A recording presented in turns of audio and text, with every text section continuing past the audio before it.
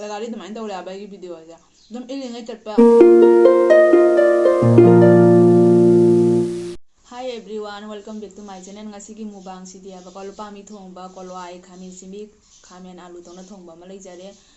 papora ma leijare alu ga jongchak ma leijare alu iron bane abako jongchak sine dum lauraga mathakta hapchalini aba tharawi ma leijare ado ai hoji chaba hojarage do jongchak se ngase ahanba try tawdoini abako jongchak sinjudi myam chai abako ado ai jongchak se chada bani ado ai ngasi ahanba try tawrage do ahanba hinjang sidi dum ai lupami thongba dagi one lafacharage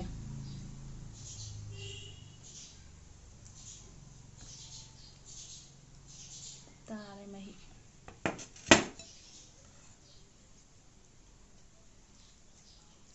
sakse bang bang saba chakna di haw ba hele ba di thidro pa ka chai ba sakse saringe hawe ba sakse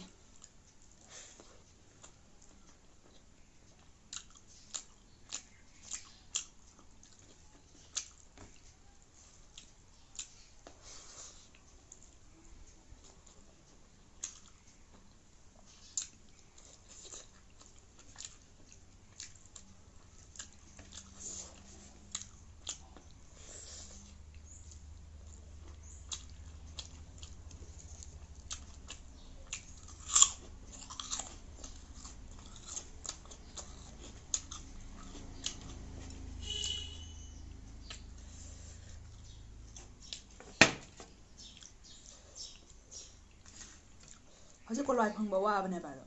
kolwai anobani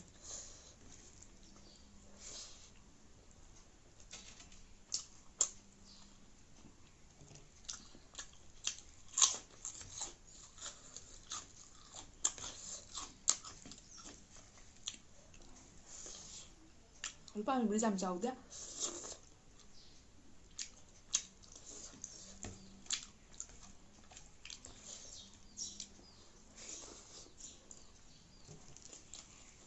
mafu bang bang ka yang cha su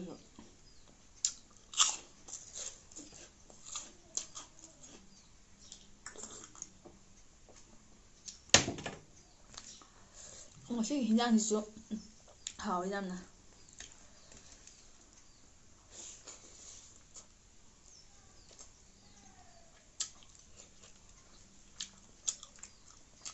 jongja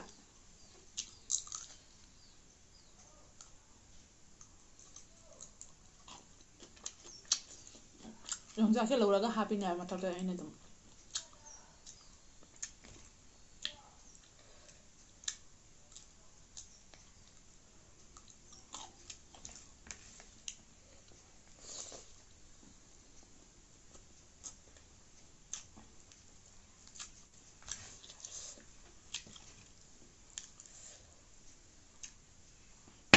hawre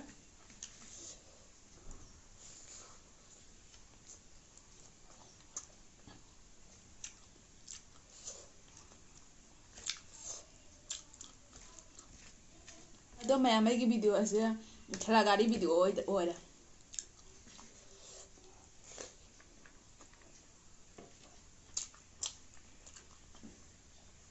ai video ase mayam ai thelagari dumain tawre aba ai video ase dum ilingai chatpa indragana lepa adumaina ne aba video su yam toina thangatpa ngamjabanina tapi ina thangatpanina view su chatre subscribe su ihan hendre ado thelagari video tare ise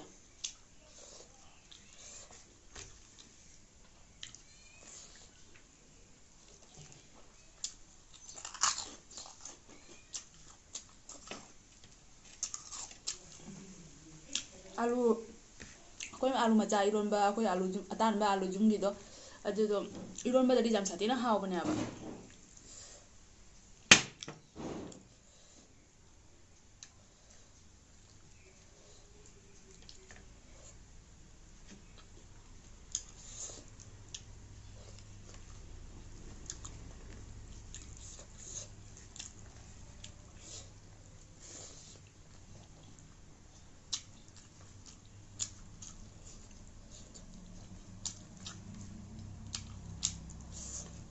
Phải hỏi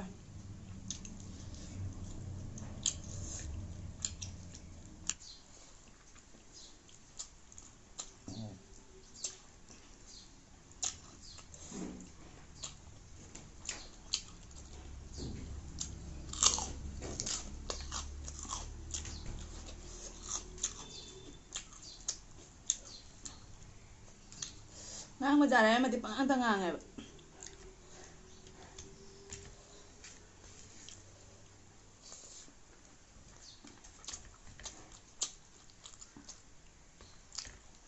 ꯐꯖꯅ ꯍꯥꯎꯔꯦ ꯏꯟꯖꯥꯡꯁꯦ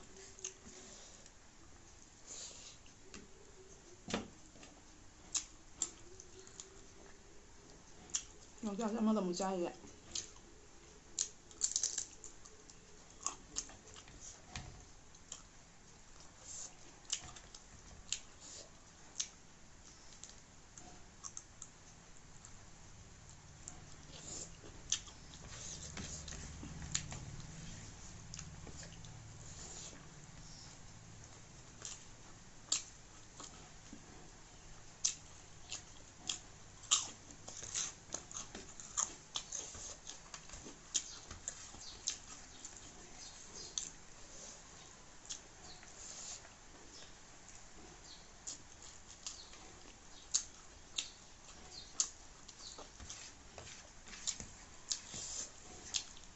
ꯑꯩꯒꯤ ꯚꯤꯗꯤꯑꯣꯁꯦꯀꯣ ꯐ꯭ꯔꯣꯟ ꯀꯦꯃꯦꯔꯥꯗꯇ ꯀꯥꯞꯄꯦꯕꯀꯣ ꯚꯤꯗꯤꯑꯣꯁꯦ ꯑꯗꯨꯅ ꯃꯌꯦꯛ ꯁꯦꯡꯍꯟꯗ꯭ꯔꯤꯔꯥ ꯈꯪꯗꯦꯕ ꯑꯗꯣ ꯃꯌꯥꯝꯅ ꯈꯪꯕꯤꯕ ꯂꯩꯔꯒꯗꯤ ꯕꯦꯛ ꯀꯦꯃꯦꯔꯥꯗꯩ ꯀꯥꯞꯄꯅ ꯃꯌꯦꯛ ꯁꯦꯡꯕ꯭ꯔꯥ ꯍꯥꯏꯗꯣ ꯑꯝꯇ ꯃꯌꯥꯝꯅ ꯀꯣꯃꯦꯟꯗ ꯑꯗꯨꯝ ꯍꯥꯏꯕꯤꯔꯛꯑꯣꯕꯀꯣ ꯑꯩꯗꯤ ꯌꯥꯝ ꯈꯪꯗꯦꯕꯀꯣ ꯑꯗꯨ ꯌꯥꯝꯅꯁꯨ ꯑꯩ ꯁꯤꯟꯕ ꯈꯣꯠꯄꯁꯨ ꯍꯩꯇꯦꯕꯀꯣ ꯑꯗꯨ ꯃꯌꯥꯝꯅ ꯑꯗꯨꯝ ꯅꯨꯡꯁꯤꯕꯤꯔꯒꯗꯤ ꯍꯥꯏꯕꯤꯔꯛꯑꯣ ꯀꯣꯃꯦꯟꯗ ꯀꯃꯥꯏꯅ ꯀꯥꯞꯄꯒ ꯍꯥꯏꯗꯤ ꯑꯩꯅ ꯀꯥꯞꯄ ꯚꯤꯗꯤꯑꯣꯁꯦ ꯑꯅꯝꯕ ꯁꯦꯡꯍꯟꯗꯦꯕꯀꯣ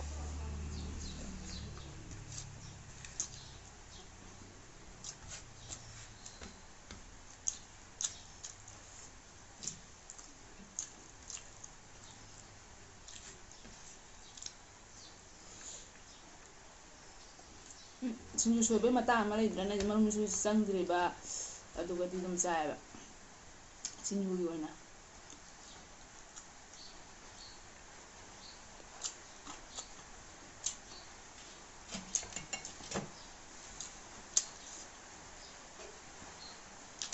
ꯐꯖꯅ ꯍꯥꯎꯋꯦ ꯅꯣꯡꯁꯨ ꯇꯥꯔꯦ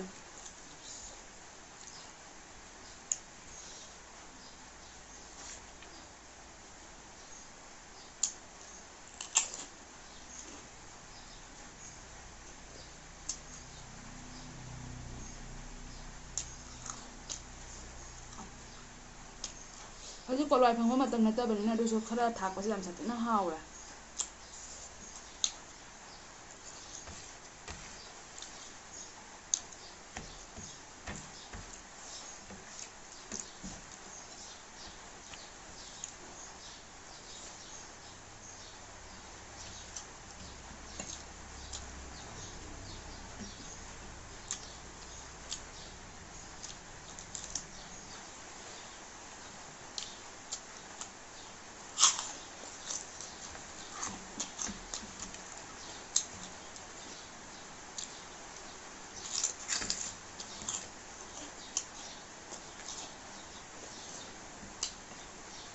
아lu 이런 거지 되잖아 하울